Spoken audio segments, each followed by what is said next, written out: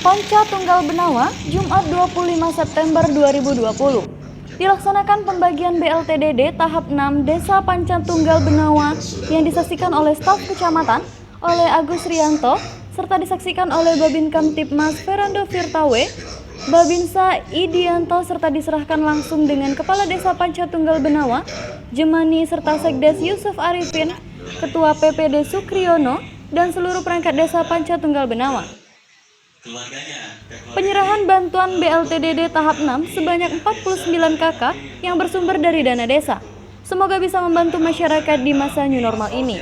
Dan semoga kedepannya dana desa Panca Tunggal Benawa bisa digunakan untuk pembangunan desa Panca Tunggal Benawa yang selama ini terpotong oleh dana COVID-19 ini.